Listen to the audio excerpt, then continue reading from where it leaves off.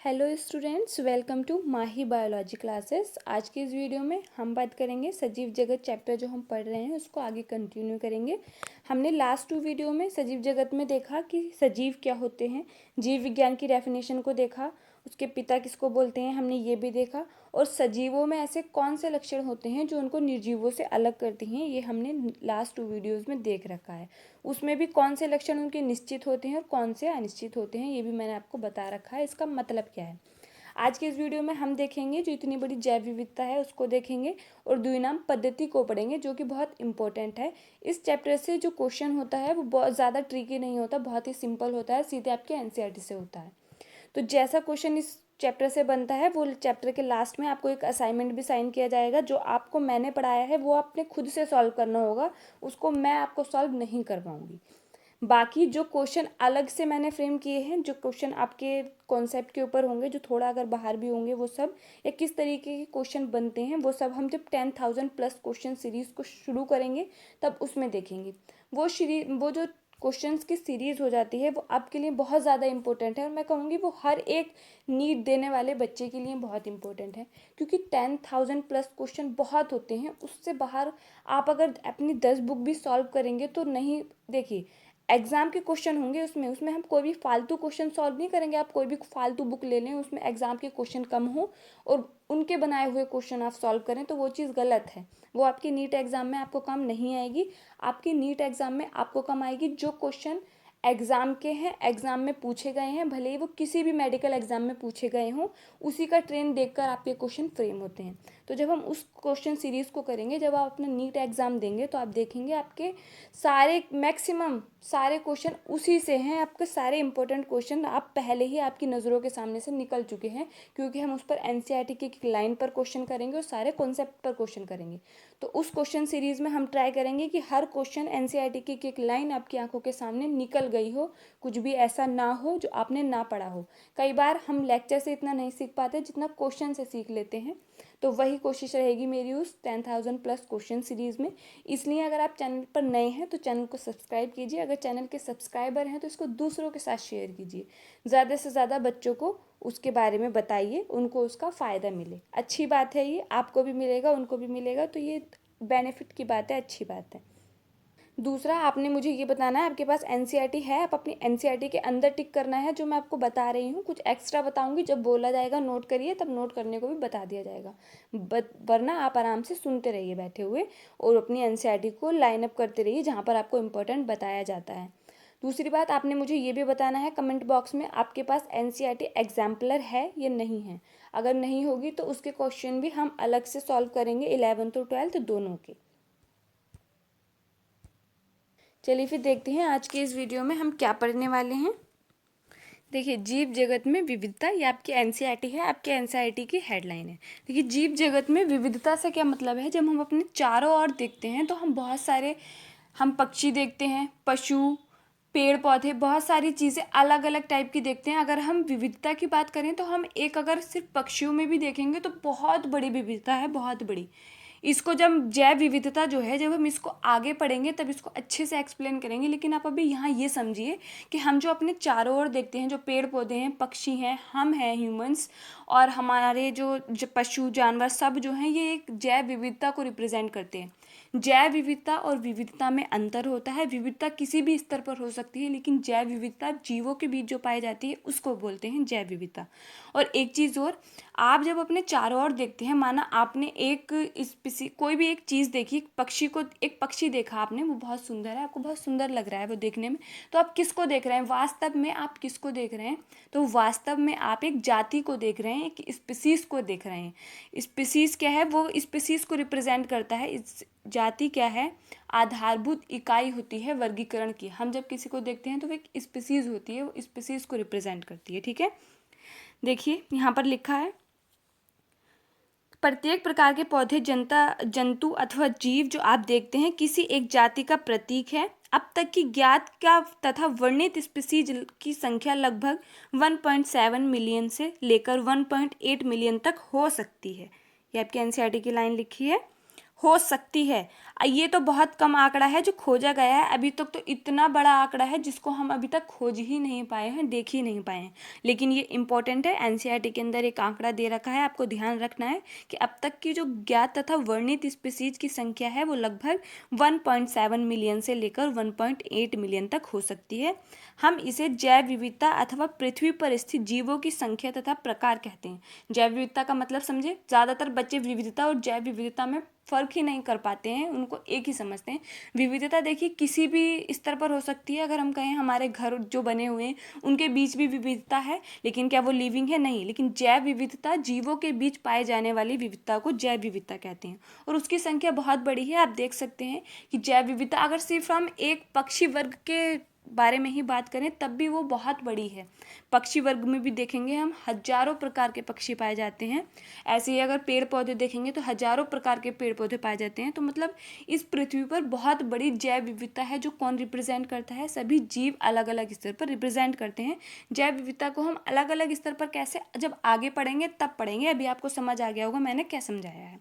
अब देखिए, इतनी बड़ी जैव विविधता है, इतना इतना सारा, इतनी सारे जीव हैं, इतनी सारी स्पीसीज हैं, तो उनको अलग कर पाना, पेड़ पौधों को, प्राणियों को अलग कर पाना, कोई तो इसका मतलब हम देख रहे हैं कि जैव विविधता है तो फिर उसको, उससे निपटने के लिए वैज्ञानिकों ने क्या किया। अगर हम देखें, इस हम पौधों तथा प्राणियों को उनके स्थानीय नाम से जानते हैं। हम अगर कहेंगे पौधे जो और जो प्राणी होते हैं उनको हम उनके स्थानीय नाम से जानते हैं। ये स्थानीय नाम एक ही देश के विभिन्न स्थान के अनुसार बदलते रहते हैं। यदि हम इनमें कोई ऐसी विविध विधि नहीं निकाली जिसके द्वारा हम इन जीव को विषय में चर्चा कर सकें तो शायद इससे भ्रमकारी स्थिति पैदा हो सकती है। देखिए, अब आता है कि जब इतनी बड़ी जैव विविधता है तो उसके लिए, उनसे निपटने के लिए, उनकी पहचान के लिए हमें कोई विधि का प्रयोग करना पड़ेगा, वरना हम भ्रम में पड़ जाएंगे। क्योंकि अगर हम देखें कि अगर हम एक आलू की बात ले लेते हैं, हम उसमें नॉर्मल स्थानीय नाम उसका आलू, हमारे यहाँ पर आलू है, शायद आप कहीं और इस लेक्चर को देख रहे हैं, आप मुंबई वगैरह या फिर कहीं और उसको देख रहे हैं तो उसका नाम अलग हो सकता है। आलू को कहीं मैंने ऐसा सुना बटाटा भी बोलते हैं, पटाटा, ऐसे बहुत सारे नाम होते हैं उसके। तो वो क्या है, वो स्थानीय नाम अलग अलग स्थान पर अलग अलग हो सकते हैं, अनुसार बदलते रहते हैं। ऐसे ही पेड़ों का है, कुछ पेड़ों को हम अपने स्थानीय जगह पर कुछ अलग बोलते हैं और कहीं और उसको अलग बोलते हैं। अगर हम आलू की ही सेम बात करें तो यहाँ पर उसको कुछ अलग बोलते हैं और चाइना में कुछ अलग बोलते होंगे। तो मतलब देश के साथ भी और किसी भी देश में एक स्थान के साथ भी ये वो नाम अलग हो सकते हैं, तो इससे तो भ्रम हो सकता है। तो ऐसी कोई विधि खोजी जाए जिससे इस भ्रम को दूर किया जाए। तो देखिए, फिर आई नाम पद्धति। नाम पद्धति सामने आई, फिर इसी से कैरोलस लिनियस सामने आए। देखिए, प्रत्येक जीव का एक मानक नाम होता है जिससे वह उसी नाम से सारे विश्व में जाना जाता है। इस प्रक्रिया को नाम पद्धति कहते हैं। नाम पद्धति क्या है? अब जो ये जो भ्रम है कि स्थानीय नाम अलग अलग हो सकते हैं, लेकिन नाम पद्धति के अनुसार, जो नाम पद्धति हम तैयार करेंगे उस पद्धति के अनुसार एक जीव का पूरे विश्व में एक ही नाम होता है, फिर उसको उसी नाम से जाना जाता है। जैसे अगर हम एग्जाम्पल लें, मैंजीफेरा इंडिका किसका नाम है? ये नाम है आम का, वैज्ञानिक नाम है आम का। तो मैंजीफेरा इंडिका अगर हम यहाँ बोल रहे हैं उसको, तो हम पूरे विश्व में उसको कहीं भी बोलें तो उसका वही नाम सब पहचान जाएंगे कि हम आम की बात कर रहे हैं। लेकिन हम उसका आम का एक कॉमन नाम लें, हम यहाँ पर उसको आम कह रहे हैं, शायद दूसरे स्थानीय जगह पर उसको कुछ और कहा जा रहा हो या दूसरे स्थान में कुछ और कहा जा रहा हो, तो वो सामने वाला हमारी बात नहीं समझेगा। लेकिन हम मैंजीफेरा जब इंडिका बोलेंगे तब वो समझ जाएगा कि हम आम की बात कर रहे हैं। ये किससे दूर हुआ? ये दूर हुआ द्विनाम पद्धति से। देखिए, स्पष्टता नाम पद्धति को तभी संभव है जब जीवों का वर्णन सही हो और हम यह जानते हों कि नाम किस जीव का है। इसे पहचानना कहते हैं। अब नाम देने के लिए हमें पहले उसे पहचानना पड़ेगा कि वो जीव है। अब देखिए, नाम देने के लिए अगर हम एक चीज़ ये सोचें, पहचानना ज़रूरी है। अगर हमने कोई एनिमल देखा है तो हमें पहचान होनी चाहिए कि ये एनिमल है। एनिमल में क्या है, कीड़े मकोड़े हैं या फिर कोई जानवर है, कोई मैमल्स है, कोई, मतलब ये हमने पहचानना ज़रूरी है नाम देने से पहले। ये दे रखा है और आपने, ये इम्पोर्टेंट है, देखना है नाम पद्धति क्या है, जिससे बहुत उसी नाम सारे विश्व में माना जाता है। आपके एनसीईआरटी है, अंडरलाइन कर लेना है, इम्पोर्टेंट है। अब देखिए, ये रही आपकी एनसीईआरटी, इंपॉर्टेंट है। यहाँ पर भी क्वेश्चन जहाँ से बनता है ये बताती हूँ। अध्ययन को सरल करने के लिए अनेकों वैज्ञानिकों ने प्रत्येक ज्ञात जीव को वैज्ञानिक नाम देने की प्रक्रिया बनाई है। इस प्रक्रिया को विश्व में सभी जीवों के ने स्वीकार किया है, सभी जीव वैज्ञानिकों ने स्वीकार किया है। पौधों के लिए वैज्ञानिक नाम का आधार सर्वमान्य नियम तथा कसौटी है, जिसको international code of botanical nomenclature में दिया जाता है। पौधों के लिए जो दिया जाता है, जो नियम, सर्वमान्य नियम और कसौटी है, उसको किसके अंतर्गत दिया जाता है? International code of botanical nomenclature, ICBN full form आ जाती है एग्जाम में, ध्यान रखना है। ठीक है, आपने अंडरलाइन कर लेना है अपनी बुक में। देखिए, आप पूछ सकते हैं कि प्राणियों का नामकरण कैसे किया जाता है? प्राणियां वर्गीय पदों में international code of zoological nomenclature. दूसरा क्वेश्चन, ये भी ऐसे ही सीधे पूछा जाता है। वैज्ञानिक नाम की यह गारंटी है कि प्रत्येक जीव का एक ही नाम रहे। किसी भी जीव के वर्णन में से विश्व में किसी भी भाग में लोग एक ही नाम से बता सकें। वह यह सुनिश्चित करते हैं कि एक ही नाम किसी दूसरे ज्ञात जीव को ना हो। देखिए, ये जो स्टेटमेंट दे रखा है इम्पोर्टेंट है, आपके एनसीईआरटी में ऐसे ही पूछा जाता है। और अब जब आपको वो स्टेटमेंट मिल जाते हैं कौन सा गलत है ये बताना है, तो आपने ध्यान रखना है वैज्ञानिक नाम जो होते हैं उनकी ये गारंटी होती है कि प्रत्येक जीव का सिर्फ एक ही नाम होता है। किसी भी जीव के वर्णन से विश्व में किसी भी भाग में लोग बता सकें कि ये जीव कौन सा है। यह भी सुनिश्चित करते हैं कि एक ही नाम किसी दूसरे जीव का ना हो, कि एक बार अगर कोई नाम रख गया है तो वो किसी दूसरे जीव का फिर ना हो। अब देखिए, अब आते हैं जो सर्वमान्य जो नियम है, जो जिसको एक्सेप्ट करते हैं, जिसको माना गया है, वो है जीव वैज्ञानिक ज्ञात जीवों के वैज्ञानिक नाम देने के लिए सार्वजनिक मान्य नियमों का पालन करते हैं।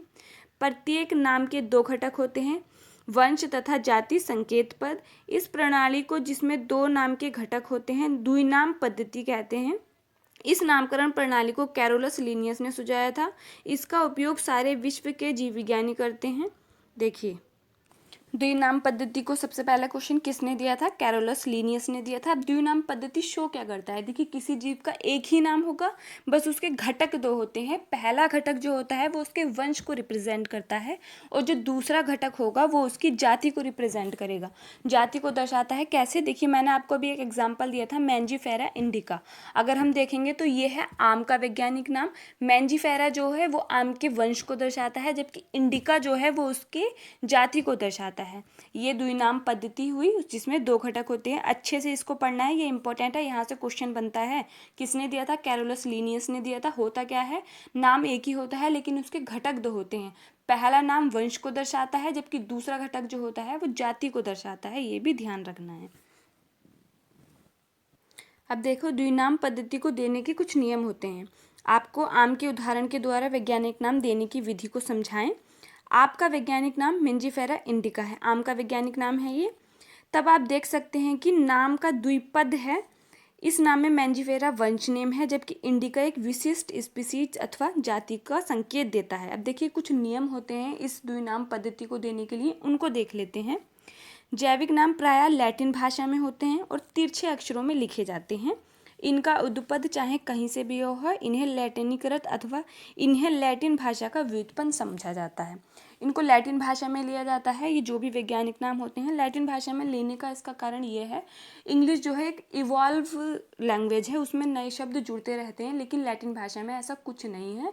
वो एक मैच्योर लैंग्वेज है, वहाँ पर नए शब्दों का खोज नहीं होती है, इसलिए जो जैविक नाम होते हैं वो लैटिन में दिए जाते हैं। ये नियम इम्पोर्टेंट है, ध्यान रखना है, ऐसे ही स्टेटमेंट पूछ लिया जाता है। दूसरा स्टेटमेंट देखिए, जैविक नाम में पहला शब्द वंश नाम होता है, जबकि दूसरा शब्द जाति संकेत पद होता है, जो मैंने आपको बता दिया। तीसरा देखिए, जैविक नाम को जब हाथ से लिखते हैं तब दोनों शब्दों को अलग अलग रेखांतरित अथवा छपाई में तिरछा लिखते हैं। यह रेखांतर उनके लैटिन उद्भव को दिखाता है।